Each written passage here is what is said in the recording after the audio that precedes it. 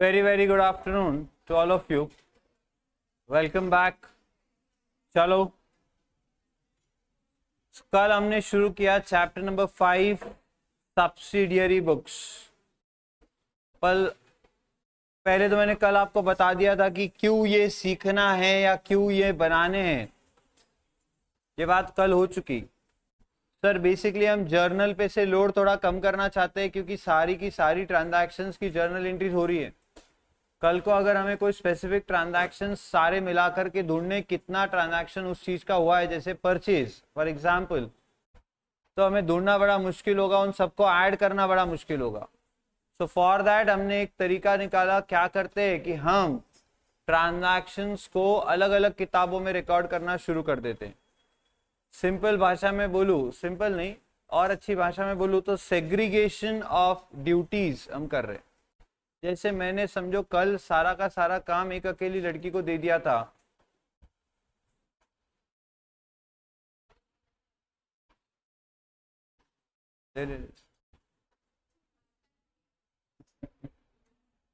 तो जैसे मैंने सारा का सारा काम कल एक लड़की को दे दिया था, तो वो ये काम अच्छे से कर पा रही थी क्या? नहीं। पर वही काम मैं अगर 5 लोगों में 6 लोगों में बांट दूं, वही काम मैं अगर 5 लोगों में 6 लोगों में बांट दूं, तो क्या आगे आके बैठो, तो क्या काम ज्यादा अच्छा होना शुरू हो जाएगा? हाँ। देखो जब काम ही इतना सा है तो काय को बांटना है? तो छोटे मोटे व्यापारी आगे आके बैठो, वो देख लेंगे इधर।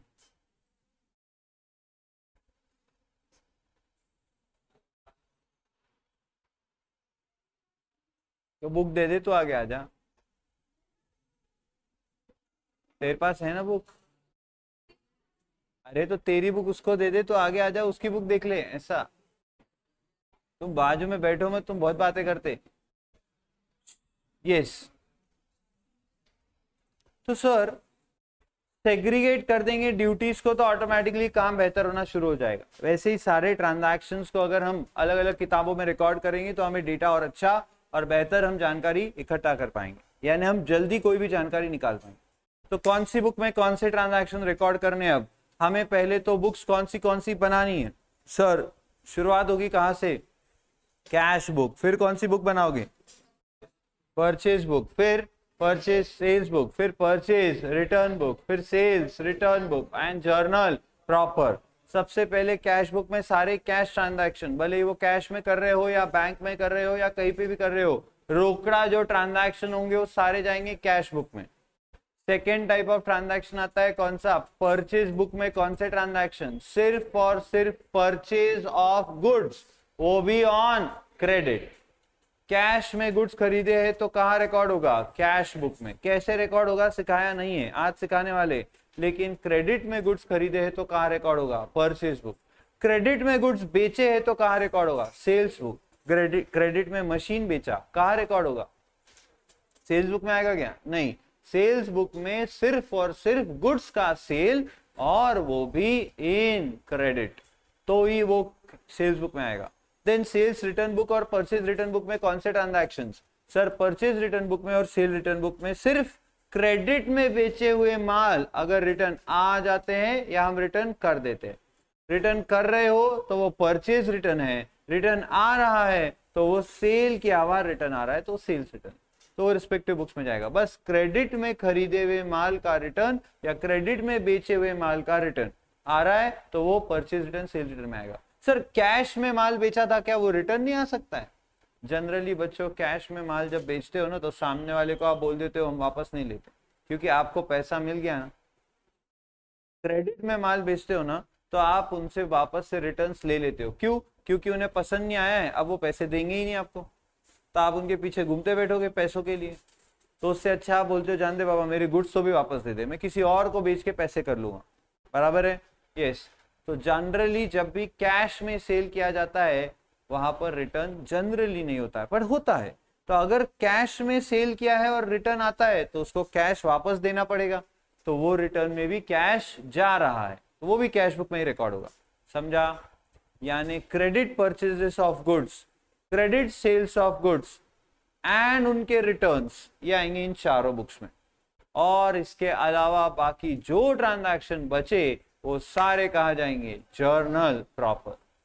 सर कैश बुक में 3 टाइप्स की कैश बुक बनती है, सिंगल कॉलम, डबल और 2 कॉलम एंड एनालिटिकल पेटी कैश बुक। ऐसे 3 प्रकार की कैश बुक्स बनती है।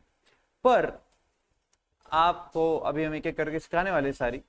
और इनके अलावा और 2 बुक्स होती है। कौन सी 2 बुक्स होती है? एक होती है बिल्स रिसीवेबल बुक और एक होती है बिल्स पेएबल बुक। पर आपको वो दोनों भी बुक बनानी नहीं है। तो आपकी अभी जितने बुक्स बनाने हैं वो सारे ब्लू और येलो कलर में जो लिखे, जो क्लाउड्स में है ब्लू और येलो कलर के, वही आपको बनाने। सबसे पहली बुक हमने कल शुरू की थी जिसका नाम है क्या? Single column cash book, simple cash book भी हम इसे कह सकते हैं।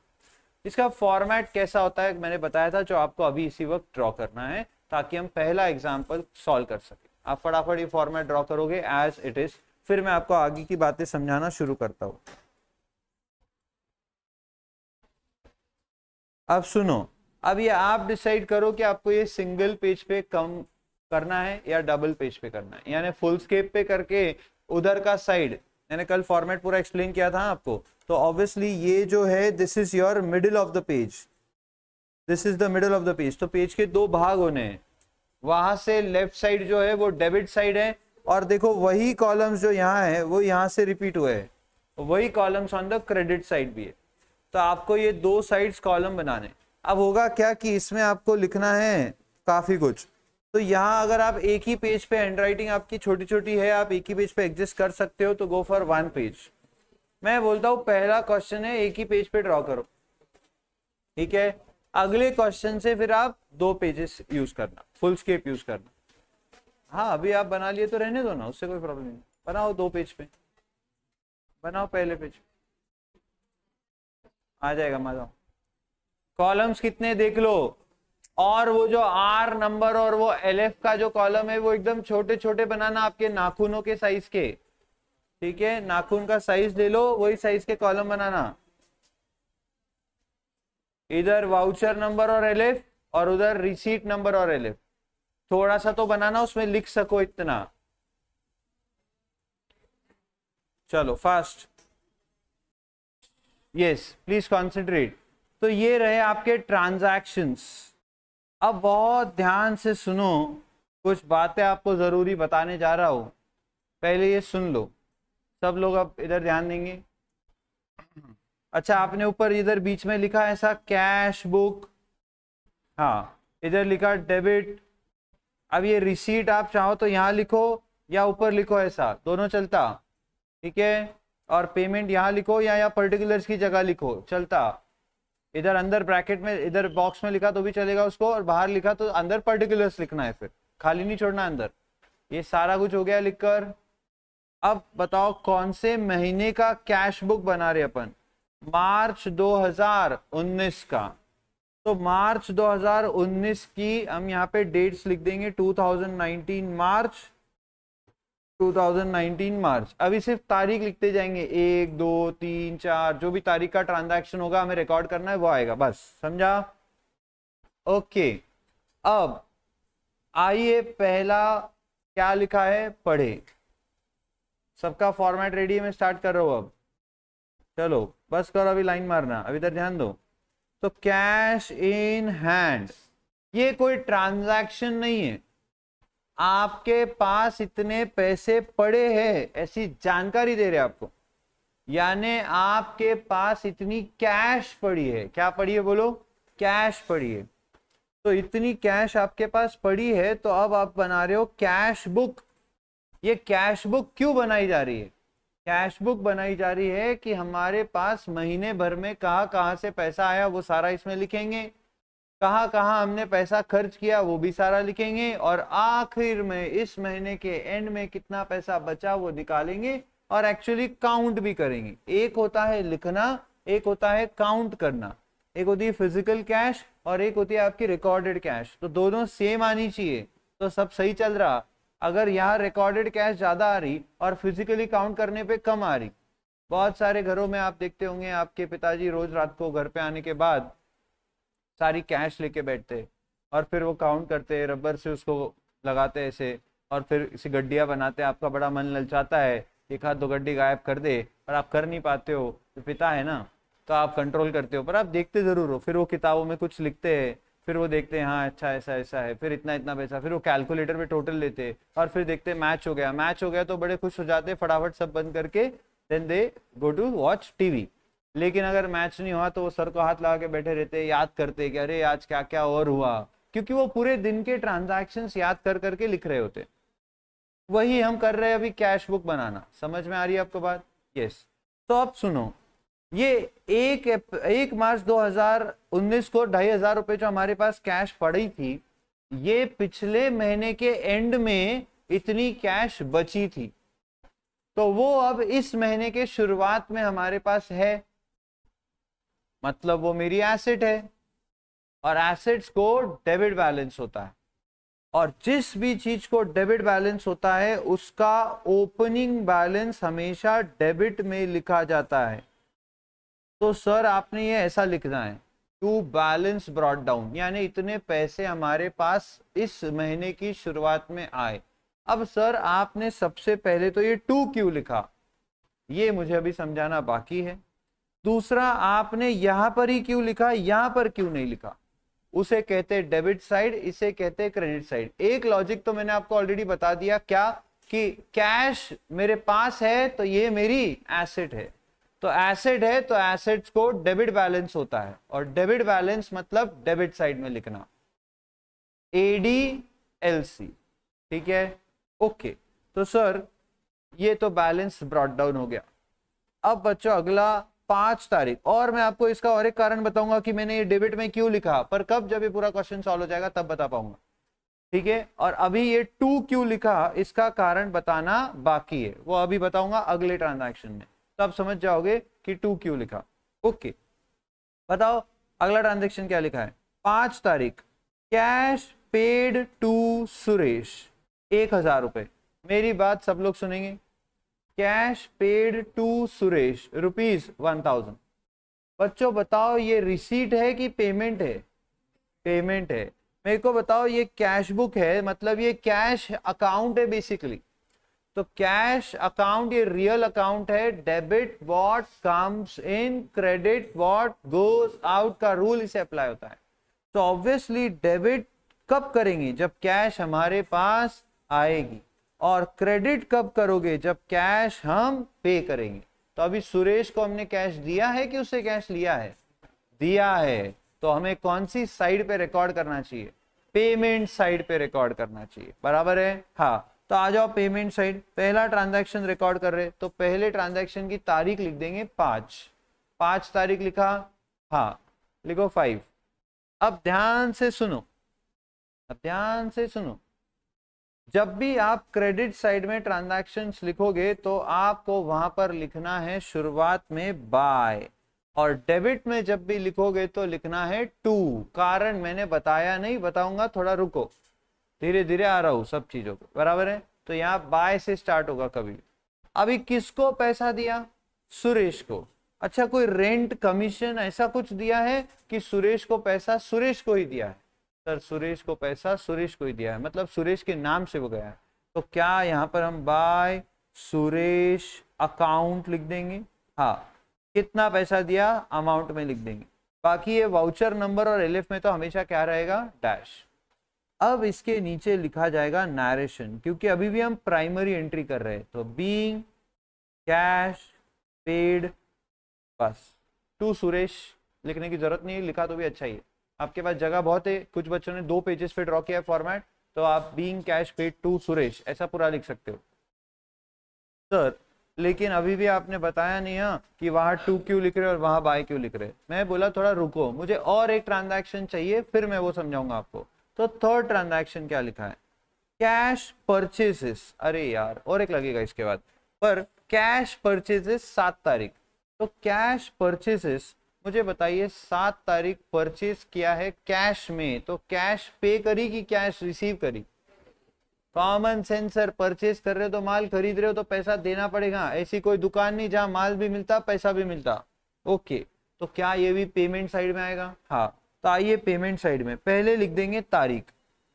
अब बताओ बाय से शुरू होगा और क्या लिखेंगे सर, जो कैश खर्च की हमने वो किस काम के लिए की है, परचेज के लिए, तो बाय परचेजेस अकाउंट।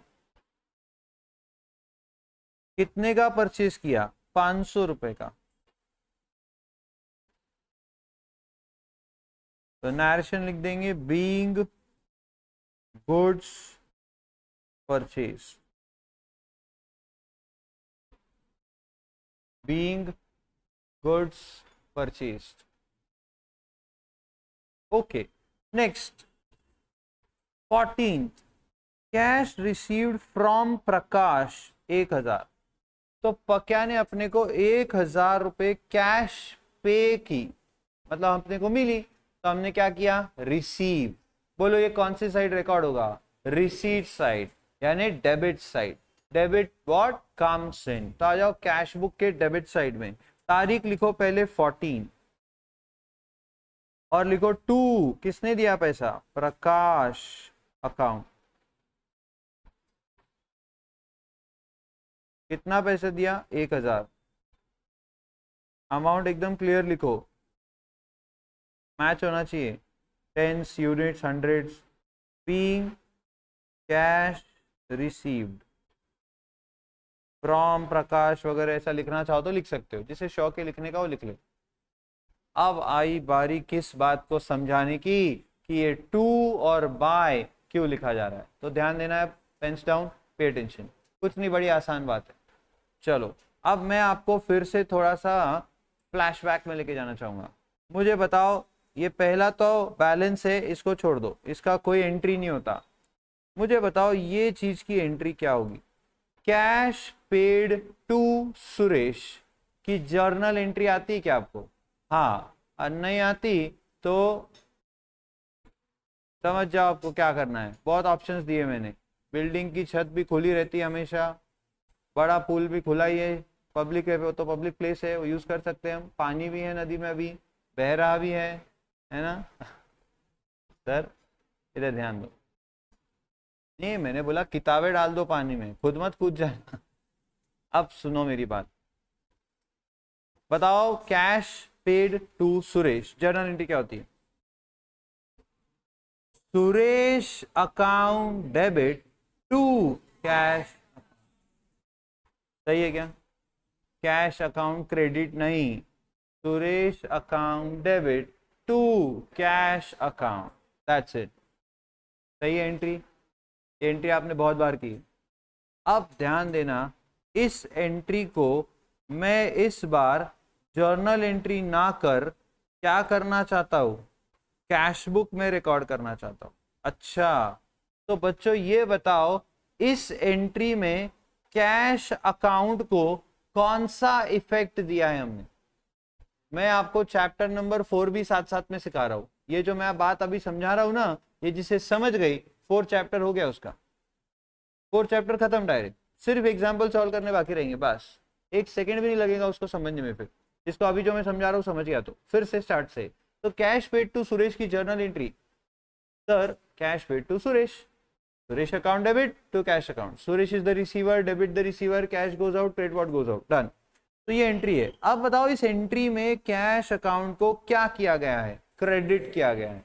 और अभी आप कौन सी बुक बना रहे हो, कैश बुक। तो जो आपकी जर्नल एंट्री में कैश को इफेक्ट दिया गया है, उसी साइड पर आपको ये ट्रांजैक्शन कैश बुक में रिकॉर्ड करना होता है। और ये सर आपने पहले ही बता दिया कि पेमेंट है तो पेमेंट साइड में आएगा, तो ये कोई बड़ी बात नहीं कर रहे आप। बट वहां जाके आपको लिखना क्या होता है, जिसे कैश दिया। तो बच्चों हमारे अकाउंट्स में डेबिट को बाय से लिखा जाता है, और क्रेडिट तो आपको पता ही है किससे लिखते हैं, किससे लिखते बताओ? ओ धीरे धीरे आ रहा है, टू कहां से आ रहा है, पर ये बाय कहां से आ रहा है? तो यहाँ पे ना actually by Suresh account debit, debit नहीं लिखोगे तो बाय लिखोगे, ऐसी भी जर्नल एंट्री होती है। सॉफ्टवेयर्स में जब आप एंट्री करोगे तो such kind of entries will be pass. By के सामने जो डेबिट अकाउंट है वो लिखते हैं, और टू के सामने जो क्रेडिट अकाउंट है वो लिखते हैं।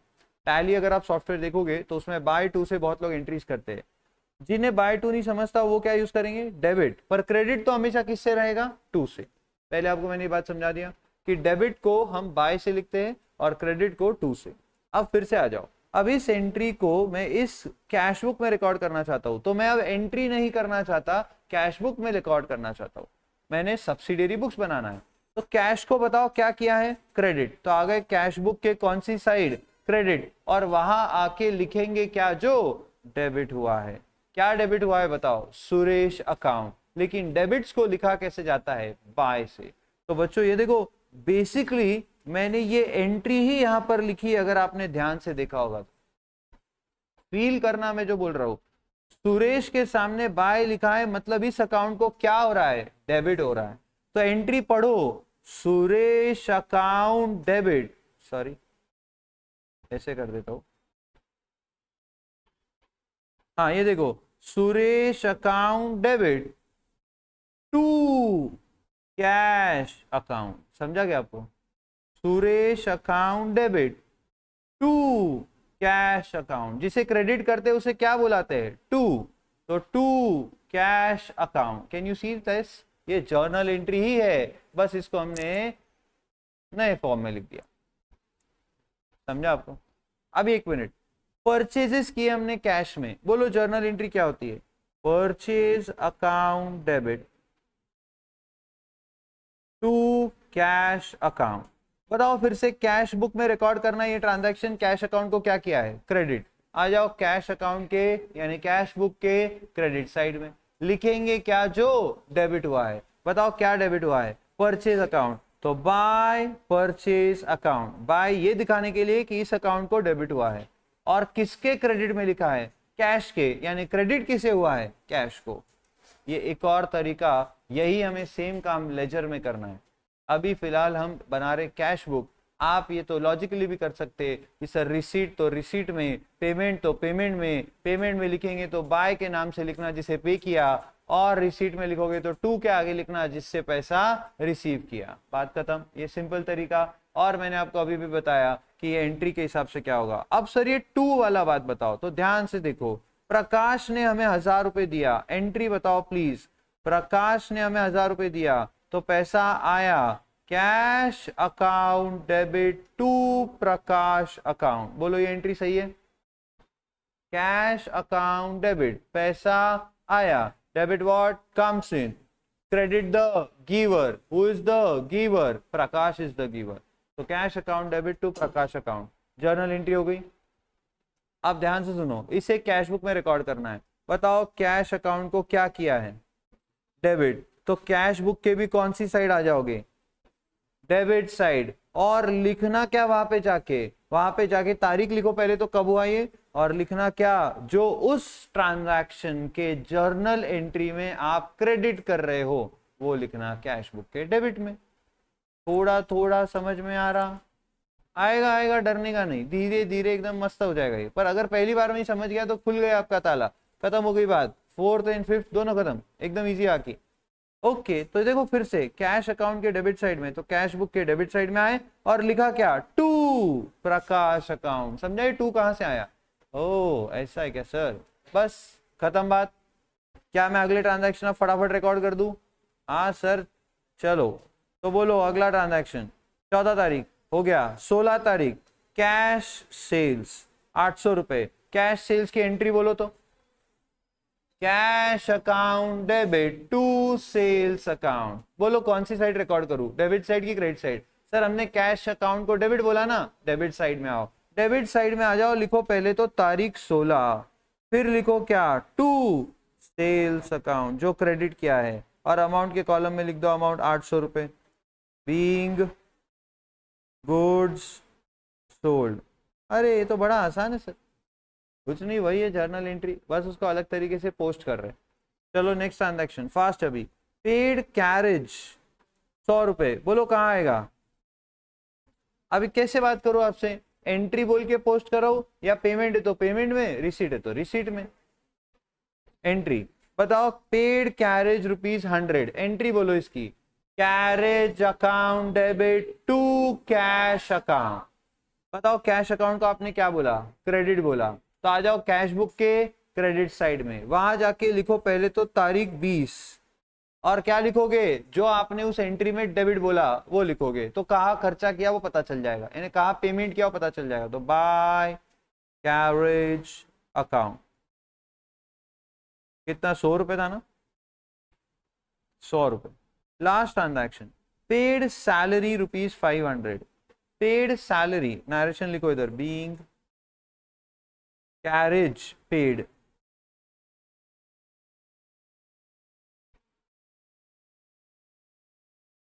हाँ अगला ट्रांजैक्शन 25 पेड सैलरी, एंट्री बोलो salary account debit to cash account. Cash account को क्या किया, क्रेडिट। आओ कैश बुक के क्रेडिट साइड में क्या लिखेंगे वहां जाके, जो डेबिट हुआ है। क्या डेबिट कर रहे हो आप, सैलरी अकाउंट डेबिट। तो पहले लिखो तारीख 25, फिर लिख दो बाय सैलरी अकाउंट 500 रुपये, 500 रुपये। हाँ नरेशन लिख दो being salary paid, being salary paid लिखा। समझा क्या। अभी सब लोग मेरे पास ध्यान देंगे, एकदम बिल्कुल बैठ जाएंगे। सारे ट्रांजैक्शन रिकॉर्ड हो गए ये महीने के। क्या इतने ही ट्रांजैक्शन हुए होंगे यार, और भी बहुत हुए होंगे, पर वो इधर नहीं आएंगे, ठीक है ना, क्योंकि वो कैश में नहीं हुए। Okay done. अब करना क्या है सर, सॉरी, अब करना क्या है सर, ध्यान से सुने। तो सबसे पहली बात, मेरा पूरा महीने का कैश बुक बन के रेडी है। अब एक बात आप जरा सुनिए ध्यान से। क्या मैंने आपको स्टार्ट में बोला था कि ये बैलेंस ब्रॉट डाउन इधर ही क्यों लिखा है डेबिट में, ये लास्ट में समझाऊंगा। हाँ तो अब आपको समझ में आएगा, तो ध्यान रखना इस बात पे कि ये क्यों लिखा था इधर, ये अब आप समझाऊंगा मैं आपको। एक बार समझा दिया मैंने कि डेबिट बैलेंस होता है कैश इन हैंड को, एसेट है वो, इसलिए डेबिट में ब्रॉट डाउन किया। पर ये क्यों लिखा है ऐसा, क्या लिखा है, ये सारी बात समझेगी आपको। अब करना क्या है सर, तो बच्चों महीना खत्म हो चुका है, तो आपको अब क्या करना, सुनते जाना। इस महीने की कैश बुक को हम कर देंगे क्लोज। क्यों कर रहे सर ऐसा, इसलिए कर रहे हम पूरे महीने का हिसाब टैली कर लेंगे। अब सुनो, आप एज अ स्टूडेंट क्या होता है कि आपको मंथली बेसिस पे कैश बुक देगी, पर मैं प्रैक्टिकल लाइफ की भी बात करूंगा। प्रैक्टिकल लाइफ में जो बिजनेसमैन होता है ना, वो डेली की कैश बुक क्लोज करता है, मालूम है आपको। या आपके पिताजी डेली बनाते होंगे अगर वो एक बिजनेसमैन है तो, कि दिन भर में कहां कहां से पैसा आया और दिन भर में पैसा कहां कहां गया। अब आए की टोटल में से गए की टोटल माइनस करोगे तो बचे की टोटल मिलेगी ना, कि कितना पैसा बचना चाहिए। फिर वो टोटल जब निकल जाएगी, फिर पिताजी कैश फिजिकली काउंट करेंगे। जब सारी कैश काउंट हो जाएगी, फिर वो देखेंगे कि जितना वहां पे कैश बुक में दिख रहा है बचा हुआ पैसा, उतना ही कैश है क्या। अगर है तो उनको एकदम शांति आ जाएगी। अगर फिजिकली काउंट करने पे कैश आ गई कम, वहां दिख रही है 15,000 और यहाँ पिताजी के हाथ में कैश काउंट करके आई 11,000, अब उनका गुस्सा चढ़ जाएगा। अब उन्हें टेंशन आएगा पहले तो, अरे यार ये 4,000 रुपये कहाँ चले गए, कुछ तो गड़बड़ हुई है। फिर वो 2 बार वापस से कैश काउंट करेंगे, देखेंगे कि मैंने कुछ नोट काउंट करने में तो गलती नहीं करी। फिर वो एक बार वापस इधर की टोटलिंग फिर से चेक करेंगे, जो अभी हम करने वाले। सारा कुछ चेक कर लिया पर कहीं पे कुछ पता नहीं चला, फिर वो किसके पास देखेंगे, फिर वो देखेंगे मम्मी के पास। तुमने 4,000 रुपये निकाले क्या, मम्मी बोलेंगे आपके, फिर नहीं नहीं मैंने तुम्हारे पैसों का हाथ नहीं लगाया। बराबर, मेरे पास बहुत पैसे, तुम्हारे पैसे क्या करने, चिल्लर तुम ही रखो, बराबर है कि नहीं। फिर पापा आपके पास देखेंगे, बेटा तूने लिए ना पैसे, आप बोलोगे मेरी ताकत है कि आप क्या जेब में से पैसे निकालने की, 4,000 नहीं लिए। फिर बाद में एकदम से उनको स्ट्राइक होगा, अरे हाँ मैंने आज वो किराना की सामान लाया था ना 2 महीने पहले, उसका पेमेंट कर दिया 4,000, वो मैंने इसमें लिखा ही नहीं है। फिर वो यहाँ लिख देंगे बाय ड्रॉइंग्स 4,000। किराना का सामान घर पे आएगा, बिजनेस को खाने को लगता क्या, नहीं। तो किराना का सामान जो घर पे आया उसका पेमेंट कर दिया आज, तो वो लिख देंगे बाय ड्रॉइंग्स 4,000। अब उनका कैश बुक टैली हो जाएगा, तो खुश हो जाएंगे, सो जाएंगे आराम से। समझ में आ रही बात। हाँ अब सुनिए ध्यान से, तो आपको ये टैली कैसे करना होता है। तो बच्चों कुछ नहीं, बड़ा सिंपल काम है। सबसे पहले तो आपको लेनी है टोटल। अब सर कौन से साइड की टोटल पहले लेना, डेबिट साइड की कि क्रेडिट साइड की। तो कैश बुक बनाते वक्त जब आप सिंगल कॉलम कैश बुक बना रहे हो तब हमेशा आपको सिर्फ और सिर्फ और सिर्फ और सिर्फ डेबिट साइड की टोटल पहले लेना है।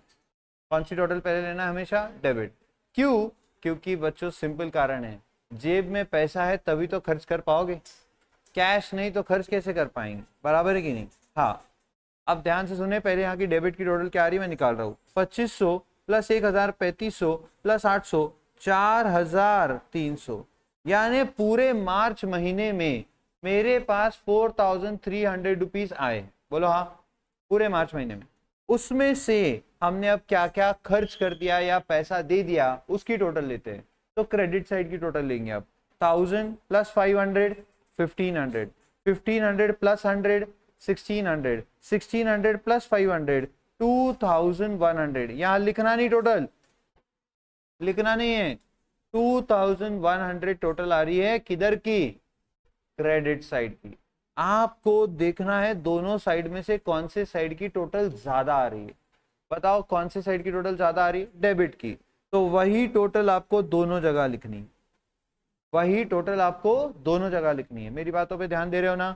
हाँ सर, हमने पहले डेबिट की टोटल ली, रफ में लिख लेना कहीं पे पेंसिल से। मैंने तो लिख दी थी, मुझे पता था वो ज्यादा आएगी, और मैंने आपको कॉन्फिडेंटली बोला है कि कैश बुक में तो हमेशा डेबिट की टोटल ज्यादा रहेगी कैश के लिए, क्योंकि कैश है तो खर्च होती है, नहीं तो नहीं होती, बराबर है। ओके, तो पहले डेबिट की टोटल ले ली और फिर क्रेडिट की टोटल ली, रफ में लिखी, दोनों को चेक किया। रफ में यानी कहीं पे कोरे कागज पे, क्वेश्चन पेपर पे, कहीं पे भी लिखो, जहां की टोटल ज्यादा वही टोटल आपको दोनों साइड लिख देना।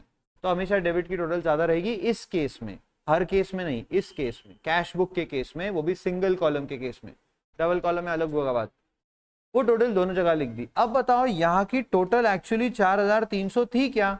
नहीं, वो तो सर 2100 रुपए थी, फिर आपने तो 4300 लिख दी, तो गलत बात।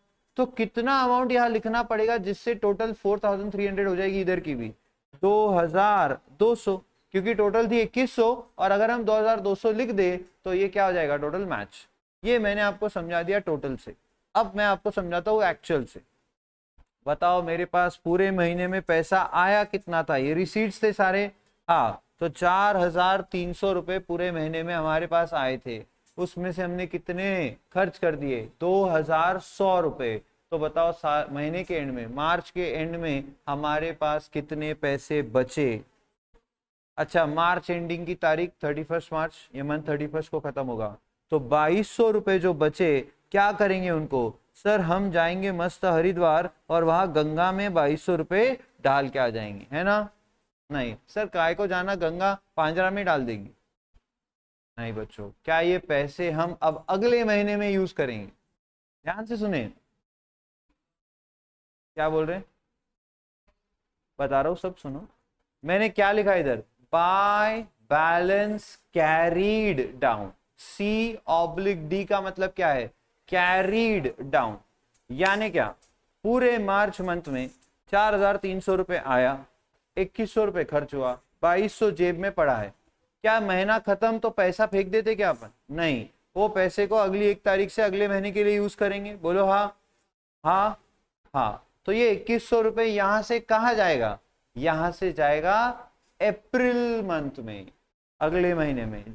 तो मुझे बताओ, ये जो बैलेंस ब्रॉट डाउन मैंने यहाँ लिखा है, ये कैसे आया है? मैं समझाता हूँ आपको, ध्यान से सुनना। यहां से मैंने ये कैरी किया, और ये जब मैं अप्रैल महीने का कैश बुक बनाना शुरू करूंगा, उसमें 1 अप्रैल को क्या होगा? To balance brought down 2200, carried down, brought down. यहां से कैरी किया उसको कि चल भैया अगले महीने में, उसको लेके आया, अगले महीने में उसको डाल दिया। अप्रैल महीना तो 2200 से शुरू हुआ। अभी देखते कहाँ से पैसा आता है महीने भर, और कहाँ पैसा जाता है। अभी सुनो ध्यान से, छोटा मोटा व्यापारी है, ज्यादा पैसे नहीं आते उसके, ऐसे ही छुटुक मुटुक दिन भर में उसके 100-200 रुपए आते हैं, एग्जाम्पल। तो ऑब्वियसली उसको क्या हर महीने का कैश बुक अलग बनाना चाहिए क्या? नहीं, वो पूरे साल का कैश बुक एक साथ बनाता है। यानी क्या करेगा वो? क्या वो यहाँ पर ये टैली जो मैंने किया है ये करेगा क्या वो? नहीं, वो इसके तुरंत यहाँ पे लिख देगा अप्रैल। अप्रैल, और यहां से अप्रैल की कैश बुक चालू हो जाएगी, फिर मई, फिर जून, फिर जुलाई, फिर अगस्त, क्योंकि उसे मालूम है मेरे पास कोई ज्यादा कैश नहीं आती, तो मुझे हर महीने के महीने चेक करने की जरूरत नहीं है। सपोज कोई एक बड़ा व्यापारी है, आप ही पकड़ लो, आप सारे बड़े व्यापारी हो, आपने समझो ये ऐसा किया, प्रॉब्लम है इसमें, क्या प्रॉब्लम है? आप मार्च, अप्रैल, मई, जून, जुलाई, अगस्त, सितंबर, अक्टूबर, नवंबर, दिसंबर, जनवरी, फरवरी, मार्च, अप्रैल, पूरा आपने कैश बुक बना लिया 12 महीने का। अब 12 महीने बाद बोले कि अब तो साल खत्म हो रहा, तो साल के एंड में कितनी कैश निकालनी पड़ेगी, क्योंकि वो मुझे मेरे एसेट्स में लिखनी पड़ेगी। और एक बार टैली कर लेते भैया, जितना कैश अपने जेब में या अपने गले में पड़ा है उतना ही कैश अपनी कैश बुक दिखा रही क्या? आपने पहले तो कैश बुक की टोटली डेबिट साइड की है, बड़ी टोटल आएगी, फिर उसमें से क्रेडिट की टोटल माइनस करी, बैलेंस बचा 1,25,330 रुपए। कैश काउंट करने बैठे, आपके पास जो कैश पड़ी थी वो काउंट करी आपने, वो आई 65,330 रुपीज। 60,000 रुपए कैश कम आ रही है।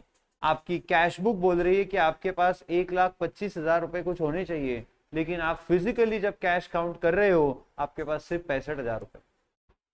तो 60,000 का क्या लग रहा है? चुना। अब सुनो, अब आप सोचोगे पूरे साल का कि 60,000 कहाँ कहाँ खर्च किया, याद आएगा? बोलो, याद आएगा? महीने भर का याद आने का चांस ज्यादा था, साल भर का याद आएगा? चलो एक 5,000 याद आ गया, कोई एक 2,000 याद आ गया, लेकिन आपके गले में से एक वर्कर ने 10,000 रुपए चुरा लिए, तो आपको आज वो पता चलेगा क्या? बहुत देर तक सोचोगे, जितना याद आएगा एक आध दो चीजें पेमेंट में और लिख भी दोगे, पर 60,000 का पूरा हिसाब मिल नहीं पाएगा। और ये 10,000 का तो कभी पता भी नहीं चलेगा आपको कि कैश चोरी हुई है। बट आप समझो, अगर ये एक महीने पहले, म्हणजे एक ही महीने के बाद कर लेते, यानी कैश बुक क्लोज करके टैली करके एक्चुअल कैश काउंट के साथ कैश का बैलेंस मैच कर लेते, और अगर उसमें 10,000 का फर्क आ जाता, आप समझ जाते कि यार मुझे कोई खर्चा याद नहीं आ रहा और 10,000 रुपए फिजिकली कम आए हैं एज पर रिकॉर्ड्स और एज पर फिजिकल कैश 10,000 का फर्क आ रहा है, मतलब मेरे इधर से कोई पैसे निकाल रहे। अगली बार से आप ज्यादा ध्यान रख सकते हो, आप और उसको लॉक वॉक लगा के रखोगे, मतलब बेसिकली आप प्रिकॉशंस अब लेना शुरू करोगे। वो 10,000 मिले नहीं मिले वो पुलिस केस होगा, वो जाने दो, वो अकाउंट्स नहीं बता सकता किसने चुराया, अकाउंट्स में नहीं दिखेगा वो किसने चुराया, बट एटलीस्ट इतना तो हो सकता है कि आपको अगली बार पता चल जाएगा। लेकिन अगर पूरे साल का एक साथ करोगे, पता चल पाएगा कि 10,000 चोरी भी हुए? ऐसा नहीं। इसीलिए तो मैंने कहा जनरली बिजनेसमैन क्या करते हैं सर, वो डेली बेसिस पे करते हैं ये चीज, मतलब वो पूरे दिन के ट्रांजैक्शन रिकॉर्ड करते, आए गए, बचे बचे मोजो कितनी कैश है, अगर उतनी ही कैश है सब ठीक है, नहीं तो कुछ तो गड़बड़ है। समझा? पक्का? जैसे आप मुझे फीस पे करते हो, तो मैं घर जाने के बाद आज की सारी कैश रिसीट्स पहले रिकॉर्ड करता हूँ, सेम कैश बुक मेरी बनती है, सॉफ्टवेयर में बनती है, फिर सारे कैश पेमेंट्स रिकॉर्ड करता हूँ कि आज मैंने दिन भर में क्या क्या पे किया, और फिर मैं उसका बैलेंस देखता हूँ और काउंट करता हूँ क्या उतना ही कैश मेरे पास है। अगर थोड़ा भी फर्क आया तो मैं बैठ के सोचता हूँ कि ये फर्क क्यों है, किसी को पैसा और दिया है रिकॉर्ड नहीं किया है, या कभी कभी ऐसा होता है कि ज्यादा आ जाता है बैलेंस, यानी क्या कैश बुक में दिख रहा है कि 3,000 रुपए आपके पास होने चाहिए, बट एक्चुअली काउंट किया तो 5,000 निकले, एक्चुअली काउंट किया तो 5,000 निकले, तो क्या खुश हो जाओ? वाह, समझ रहे हो क्या आप? खुश नहीं होना है, उल्टा ये ज्यादा दुख वाला काम है। पैसे ज्यादा आते ना तो उल्टा दुख वाला काम है। क्यों? क्योंकि सर किसी ने तो आपको 2,000 रुपए दिए हैं, कोई तो स्टूडेंट है वो जिसने आपको 2,000 दिए है, पर अब आपको याद नहीं वो कौन है। आप समझ रहे हो मेरी बात? क्योंकि अब वो याद नहीं आपको कौन है। अब मैं सोचूंगा यार आज किसने किसने पैसे दिए, उसने दिए, हाँ उसके तो लिखे हुए, उसने दिए उसके भी लिखे हुए, उसने दिए उसके भी लिखे हुए, और किसने दिए ही नहीं, आपको 2,000 कहाँ से आ रहे थे? आप समझे? अब मैं कल आके जब पूछूंगा कि अरे यार कल किसी ने तो मुझे 2,000 दिए है पर वो मैं रिकॉर्ड करना भूल गया हूँ, वो कौन है?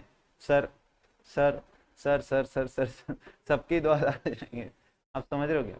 क्या ये ज्यादा आना ज्यादा डिफिकल्ट होता है? फिर एक बार कम आई ना कैश तो इंसान क्या बोलता है, चलो जान दो यार, चोरी हो गई होगी या कुछ खर्चा कर दिया होगा, जान दो, वो कुछ तो भी पेमेंट लिख देगा और आगे बढ़ जाएगा। 200-300 रुपए ही हो तो बड़ा अमाउंट हो तो सोचेगा, दिमाग लगाएगा, कुछ तो सोचेगा कि कहाँ गया होगा पैसा। लेकिन ज्यादा आता है तो बहुत रिस्की है, क्योंकि वो किसका है पता ही नहीं, तो इसीलिए ज्यादा नहीं आना चाहिए, कम आना चाहिए। पर ज्यादा भी आ सकता है, और ज्यादा आ रहा है तो इसका मतलब क्या है कि आपने कोई तो रिसीट रिकॉर्ड करना भूल गए। ये आपका फायदा है कैश बुक का। अब आप बताओ कैश बुक रोज बनाना, रोज टैली करना ये अच्छा कि साल में एक ही बार टैली करना अच्छा? सर ये बिजनेस के स्केल पे डिपेंड करता है।